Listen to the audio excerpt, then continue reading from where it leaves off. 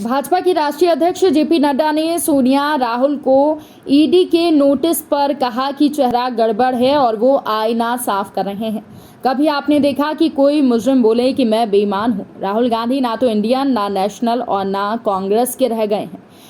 कांग्रेस तो भाई बहन की पार्टी है, वो लंदन जाकर बोलते हैं। मध्य प्रदेश के 3 दिवसीय दौरे पर आज सुबह 10 बजे भोपाल पहुंचे नड्डा ने स्वागत भाषण में कहा कि कल मुझे एक कांग्रेसी नेता मिले।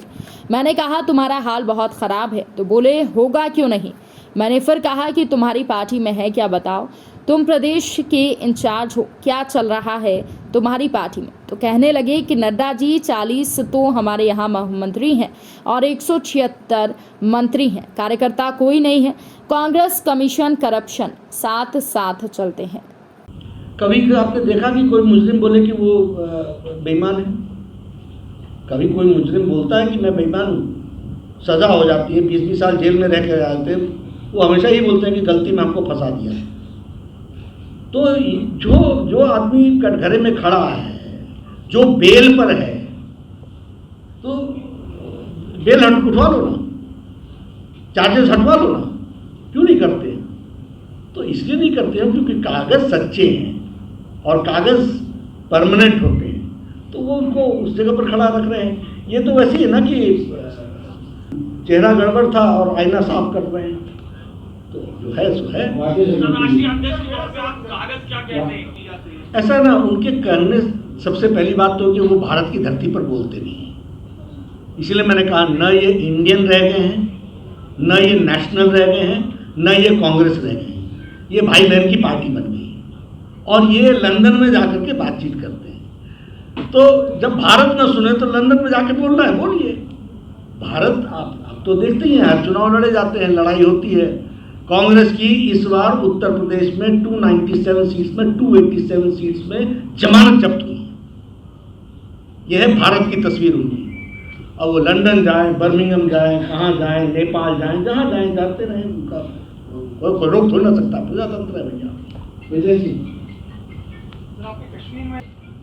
पार्टी ने ग्रो करने के साथ साथ ऑर्गेनिक ग्रोथ पर भी ध्यान रखना है और साथ में समाज के सभी वर्गों को साथ लेकर के चलना है। इसलिए हमको जहाँ पर अच्छे लोग दिख सकते हैं और जो आने को आतुर होते हैं उनको हम जोड़ते हैं। आफ्टर हमने कोई सेक्शन ऑफ द सोसाइटी थोड़ा रिप्रेजेंट करनी है, सबको रिप्रेजेंट करना है। 90 में भी मंत्री था, मैंने आज वहाँ एयरपोर्ट पर भी कहा कि मध्य प्रदेश बीमारू राज्य जाना जाता था। कांग्रेस का कंट्रीब्यूशन क्या था कि बिहार, मध्य प्रदेश, राजस्थान, उत्तर प्रदेश ये बीमारू राज्य थे। सारे देश के आंकड़े को खींच करके नीचे ले जाने का काम ये प्रदेश करते थे। अच्छे काम करेगा पंजाब, हिमाचल, हरियाणा, प्रोग्रेसिव स्टेट्स, महाराष्ट्र, ये सब अच्छे काम करते हैं और ये मध्य प्रदेश, उत्तर प्रदेश ये खींच करके सारे आंकड़ों को नीचे ले जाते हैं।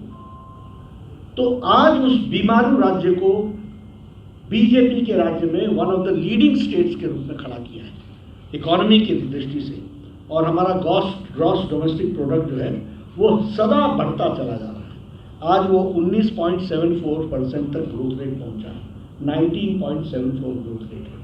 उसी तरीके से ग्रॉस डोमेस्टिक प्रोडक्ट जो है वो 11,69,000 पहुंचा है, 69,004 करोड़ पहुंचा है। उसी तरीके से जो पहले था 9,76,281 करोड़ था, जो अब बढ़ करके 11,69,000 करोड़ तक पहुंचा है।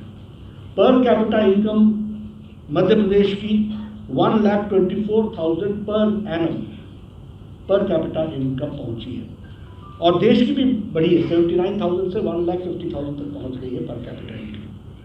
आयुष्मान भारत में आपने 2,87,00,000 आपने कार्ड्स बनवाए, एक बहुत बड़ी छलांग है। अब ये ऐसी आपसे मैं चर्चा कर रहा हूँ क्योंकि जनरली चर्चा के लिए ज्ञानव्यापी और बाकी सभी होते हैं, इन मुद्दों पर चर्चा नहीं होती, इसलिए मैं उन पर फोकस दे रहा हूँ।